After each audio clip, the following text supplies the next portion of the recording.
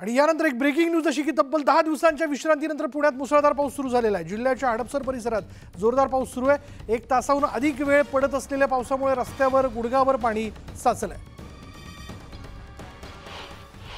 आणि पुण्यात पुन्हा एकदा पावसाला सुरुवात झाल्याचं आपण बघतोय। 10 दिवसानंतर पुण्यात मुसळधार पाऊस जो आहे तो सुरू झालाय आणि आता काही ठिकाणी तर गुडघाभर पाणी साचल्याचं कळतंय। पावसाचा वेग जोरदार आहे आणि 10 दिवसांच्या विश्रांतीनंतर हा पाऊस जो आहे तो पुण्यामध्ये कोसळतोय। पुण्यातल्या हडपसर भागातली ही दृश्य आपण पाहतोय।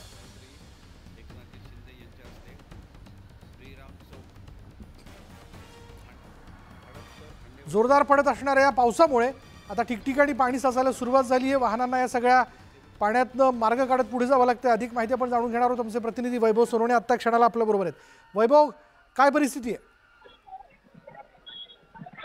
विशाल, हडपसर परिसरामध्ये अत्यंत मुसळधार पाऊस जो आहे तो झालाय। ढगफुटीसारखी परिस्थिती निर्माण झालेली होती। रस्त्यावर गुडघ्यापेक्षा जास्त पाणी जे आहे ते साचलेलं होतं आणि त्याचा परिणाम झाला वाहतुकीवरती मोठ्या प्रमाणावरती। आपण व्हिज्युअल्स मध्ये बघू शकत असू तर या सगळ्या गाड्यांवरती रस्त्यावर एवढं पाणी साचलेलं होतं की अक्षरशः लोंढे पाण्याचे गाड्यांवरती जात होते।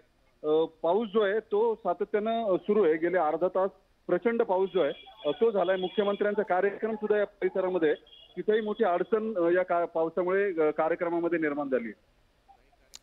धन्यवाद वैभव या सगळ्या माहितीबद्दल। पाऊस हा सुरू आहे। 10 दिवसानंतर पावसाला सुरुवात झालेली आहे, त्यामुळे ठिकठिकाणी